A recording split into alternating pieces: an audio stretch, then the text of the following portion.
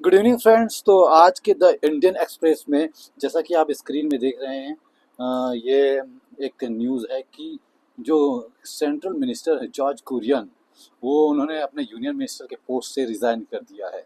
तो ये तो हुई पॉलिटिक्स की बात, राजनीति की बात। तो हम राजनीति से जो राज व्यवस्था है, जो इंडियन पॉलिटी है, उसको हम कैसे निकालेंगे कि आइए देखते हैं। खैर ये मिनिस्ट्री आए गए, इससे हमको उतना कोई सरोकार नहीं होता, लेकिन मेन सरोकार है राज व्यवस्था। भारत की जो राज व्यवस्था है, इंडियन पॉलिटी की जो बात है, उसको हम समझते हैं कि ये जो राज व्यवस्था है वो कैसे चलती है, कैसे ऑर्गेनाइज होती है। तो जैसा कि आपको पता है कि मिनिस्टर वही बनते हैं जो बहुमत दल के जो जो पार्टीज है, चाहे वो इंडिविजुअल पार्टी हो सकती है या कोलिजन की पार्टी हो सकती है। जैसे कि सेंटर में एनडीए, नेशनल डेमोक्रेटिक अलायंस, जो जिसमें प्रधानमंत्री मोदी, बीजेपी के लीडर हैं और बहुत सारे जो रीजनल पॉलिटिकल पार्टीज हैं, उन्होंने मिल के कॉलिजन बना के, कॉलिजन गवर्नमेंट के थ्रू थ्रू इस देश की जो राज व्यवस्था है, सेंटर स्तर पे बात कर रहा हूँ मैं, स्टेट, कोई स्टेट की जैसे छत्तीसगढ़ या आंध्र प्रदेश, इसकी बात नहीं कर रहा हूँ, सेंटर स्तर की बात है। तो इस पे जो कॉलिजन गवर्नमेंट बना के उसमें से प्रधानमंत्री बने हैं, फिर बहुत सारे मंत्री अपॉइंट हुए हैं। तो ये है राज व्यवस्था। जैसा कि ये भारत के संविधान में हम जानते हैं, जो पार्ट 5 है, जो यूनियन एग्जीक्यूटिव की बात करती है, तो उसमें जो आर्टिकल 74 होता है, जैसा कि आप सबको पता है कि जो काउंसिल ऑफ मिनिस्टर है, वो उसके एड और एडवाइस से, मतलब उनकी सहायता से और उनके परामर्श से ये देश चलता है। तो ये जो प्रधानमंत्री है और उनके जो मिनिस्टर्स हैं, जो मिनिस्ट्री ऑफ काउंसिल है, वो किसको एडवाइस देते हैं? तो एडवाइस देते हैं वो प्रेसिडेंट को एडवाइस देते हैं। और ये जो एडवाइस होता है वो प्रेसिडेंट को बाइंडिंग होता है।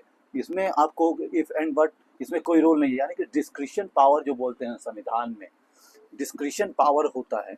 वो यहाँ पे डिस्क्रिशन पावर नहीं होता, क्योंकि जो लोकसभा होता है उसमें से जो बहुमत दल होता है उसमें से प्रधानमंत्री, और प्रधानमंत्री के एडवाइस पे मिनिस्टर्स अपॉइंट किए जाते हैं अंडर आर्टिकल 75। आर्टिकल पर प्रेसिडेंट अपॉइंट करता है पीएम को, और पीएम के एडवाइस से मिनिस्टर जो होते हैं उनको अपॉइंट किया जाता है। क्योंकि अभी आपने पॉलिटिकल न्यूज़ में देखा कि जॉर्ज कुरियन है, वो रिज़ाइन कर देते हैं तो यूनियन मिनिस्टर से। तो यहाँ पे जो जॉर्ज कुरियन है, वो अपना जो रेजिग्नेशन है, रेजिग्नेशन है, वो किनको देते हैं? प्रेसिडेंट को। क्योंकि वो इंडिविजुअली किसके प्रति रिस्पॉन्सिबल है? प्रेसिडेंट के प्रति। लेकिन वो ग्रुप में, लेकिन वो द काउंसिल ऑफ मिनिस्टर है with the head of prime minister, तो वो किसके प्रति रिस्पॉन्सिबल होता है?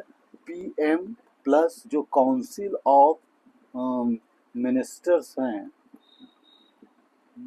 वो लोकसभा के प्रति रिस्पॉन्सिबल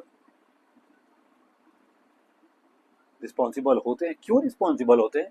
क्योंकि जनता ने अपने वोट से डायरेक्ट एमपी चुना है, मतलब member of parliament for Lok Sabha के लिए चुना है।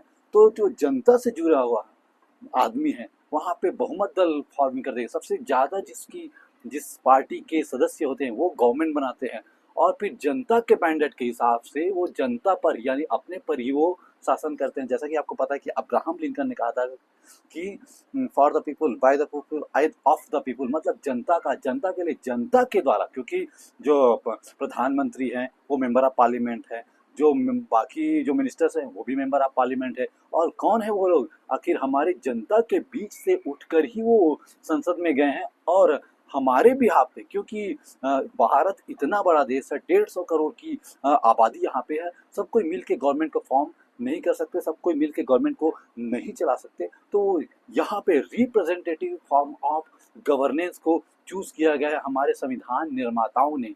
और हम देख सकते हैं कि इसकी जो शुरुआत हुई थी, वैसे कॉन्स्टिट्यूशनल रिफॉर्म की बात हम हिस्ट्री में कर सकते हैं, लेकिन जो आधुनिक भारत है उसमें 1773 जो 1773 के जो रेगुलेटिंग एक्ट है उससे प्रारंभ हो गई थी, क्योंकि जो ब्रिटिश क्राउन थे वो यहाँ पे जो भारत में जो कॉमर्शियल बॉडी थी ईस्ट इंडिया कंपनी उसको रेगुलेट करना शुरू कर दिया है।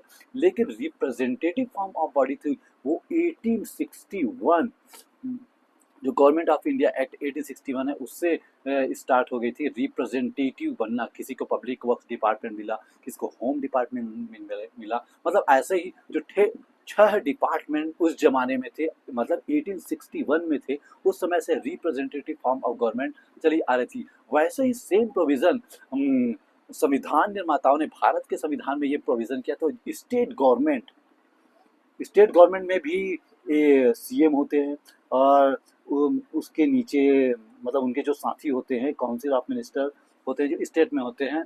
जो काउंसिल ऑफ मिनिस्टर के मेंबर है, कोई एक मिनिस्टर यदि रिजाइन करता है वो, तो किसको वो फॉर्म करेगा? गवर्नर को वो रिजाइन करेगा। चाहे तो सीएम उसमें जो एमएलए है या मेंबर ऑफ एमएलसी बोल सकते हैं, यदि किसी स्टेट में है तो, खैर छत्तीसगढ़ में नहीं है लेकिन बाकी जो 6 स्टेट्स है उसमें तो है। तो इसमें सीएम बोल सकता है कि मिनिस्टर को कि आप रिजाइन करो। लेकिन यदि वो एमएलए सीएम की बात को नहीं मानता तो सीएम रिकमेंड करेगा, बोलेगा गवर्नर को कि ये जो पर्टिकुलर एमएलए है उसको आप मिनिस्टर के पोस्ट से हटा दो। तो गवर्नर का यहाँ पे कोई डिस्कशन नहीं होगा other than remove this MLA. और सबसे बड़ी बात है कि यदि मेंबर ऑफ लेजिस्लेटिव असेंबली को हटाया जाता है तो वो केवल मंत्री के पोस्ट से ही हटता है, मतलब उनका जो मेंबर ऑफ लेजिस्लेटिव असेंबली है या फिर मेंबर ऑफ लेजिस्लेटिव काउंसिल उसकी सदस्यता बनी रहती है। मतलब वो मेंबर से रिजाइन नहीं करता, वो केवल मिनिस्टर के पोस्ट से रिजाइन करता। लेकिन एट द सेम टाइम चाहे वो संसद में हो, पार्लियामेंट में, वो उनकी जो मेंबरशिप ऑफ पार्लियामेंट होती है या फिर स्टेट लेजिस्लेचर में हो, उनके जो एमएलए या एमएलसी की पोस्ट बनी रहती है। तो ये हमने जाना आज के एपिसोड में कि कैसे एक मिनिस्टर होता है, उनके रिजाइन से उतना खास फर्क नहीं पड़ता यदि अदर देन यदि सेंटर में प्रधानमंत्री या स्टेट में सीएम रिजाइन करते हैं तो पूरा काउंसिल ऑफ मिनिस्टर कोलैप्स हो जाता है। तो फिर मिलेंगे नए एपिसोड के साथ, नई